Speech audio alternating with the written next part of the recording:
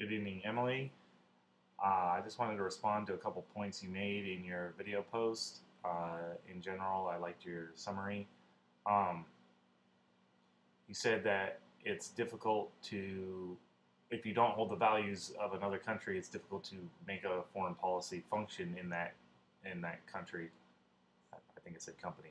Anyways, uh, the point of foreign policy, though, is to make something work, and I think uh, what Dr. Meredith was saying in the question wasn't necessarily that U.S. foreign policy was bad in the Middle East. It's that it was getting bad results, and I think that stems from what I said in my video, and what I think kind of came out in the reading is that it's not necessarily good or bad. It's that there's no defined objective.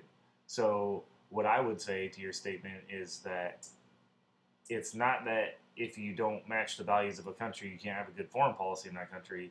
It's if you don't define what it is you want from whatever ally in the region, Saudi Arabia being the case here, if you don't define what it is you want out of them, what it is you want out of the relationship, then you're not going to get the results you want. And in our case, in the Middle East, we we seem to be sort of floundering there. What I said in my video is that we're stuck, and we have, you know, I mean, if it's just for oil, which is kind of the general consensus amongst a lot of people, if it's just for oil, we can buy oil from Saudi Arabia. We don't have to have an aircraft carrier, 100% of the time in the Persian Gulf, uh, you know, flying air missions all over. We don't have to have bases in Qatar and Oman and Bahrain, and we.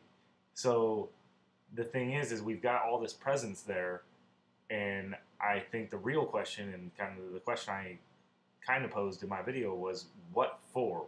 What is it that we want to do? And the reading did specifically get to that with ill-defined objectives. We need to we need to have primary objectives and secondary objectives, and then we need to decide how we act based on that. So we, I would say that the results that we're getting are bad because we don't know what it is we're doing there. Why are we still there? Why are we propping up the Saudi Arabian regime? They don't really seem to need any help. They don't really have any threats.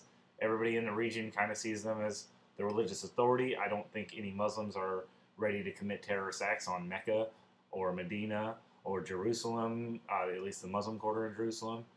Um, Certainly against Christians in that area. But so yeah, I would just want to say that I think the reason we're getting bad results, or kind of what Dr. Meredith was getting at, was that we have ill-defined objectives, and ill-defined objectives will always lead to results you don't want. Whether you can call them bad or good or whatever you want to call them, it's not going to be what you want because you don't even know what it is that you want. So, thank you. I look forward to further discussions.